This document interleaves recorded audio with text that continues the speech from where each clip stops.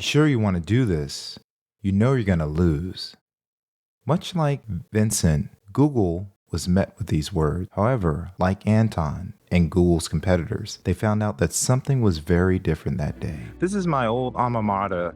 This right here is Research Building 1. And what's hilarious about this is that used to be a dirt parking lot. I am literally stunned because I've only had the Pixel 7 Pro for 10 days, and this is not a put down of any other devices that I've had. I wanted to just kind of isolate and think about Pixel versus iPhone. And that's just because iPhone came out and then the Pixel came out. So I'm just kind of really looking at those devices. And I didn't think I would get to this point, but I'm at this point now. If someone were to approach me and say, hey, I'm gonna be doing YouTube with studio lighting. I can't afford to get both a phone and a camera, but I need a phone right now.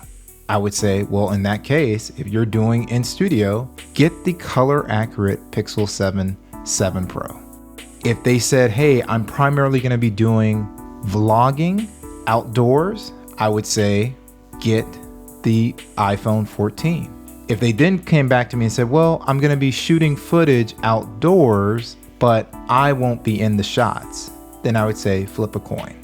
Again, I didn't think we'd be here. I think the iPhone has improved more so than people give it credit for as far as like what it's done the last few years in video. And I certainly believe the Pixel has improved. Now, with the iPhone, and this is nitpicking because you're gonna see very high quality footage. When you look at your face, if you're in the vlog, your face is going to be extremely detailed and will be as detailed as the background. Now, when you look at the Pixel, you'll see the background is extremely detailed and your face is detailed, but there's a softness there. You're not out of focus. You just have a little softness to it. And this could have been by design, but it could be that this is where they are right now, and then that's going to be either another update or something that's next year. And that's the reason why I said what I said, but I honestly did not think we would be at this point. And that's the reason why I had to do the theme of something is very different. I will point out that all the clips here are in 4K 30, HDR 10-bit. Yes, you heard it right. The Pixel 7 Pro supports hybrid log gamma or HLG, and that's just a combination of SDR HDR, so meaning that if anything is played back on a display that can't support HDR, it will have a fallback, so you'll still get a picture. So I'm going to show you in Final Cut what happens because you have to change the color space. So you need to select HLD into the color space that you're operating in. So I'm going to be in Rec 709, so let me just go ahead and show this. So I'm going to look for a clip here, and if I select this clip, look at what happens when I drag it to the timeline.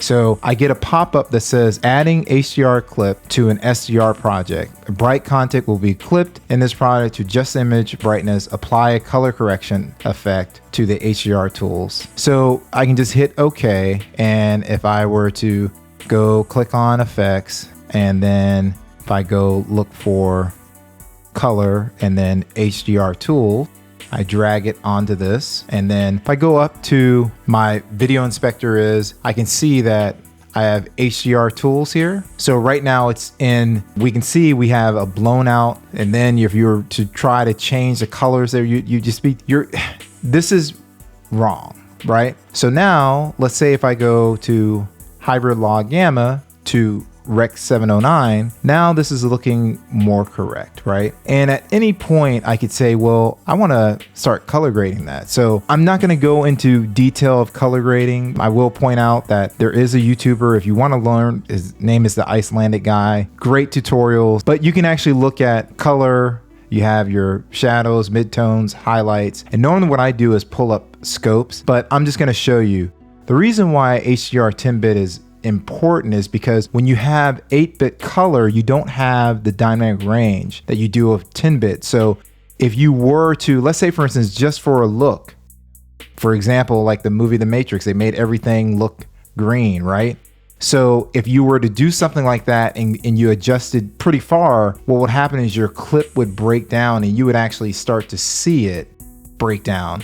In 10-bit, you have a lot more range and a lot more things that you can do. So you get at any point, hit reset, but you could focus on the shadows, midtones, and go what color you wanna, because you could have something that's leading a color. You could at any point change the saturation of your midtones and the shadows. You can change your exposure. So it's pretty straightforward. If you want me to do a more detailed tutorial, let me know. So I'm gonna play another clip, and again, just wanted to kind of show this with the Pixel, because one of the themes of this is something was very different. So as I just spin around, you can see, like, even if I look, bring it up towards the sun here.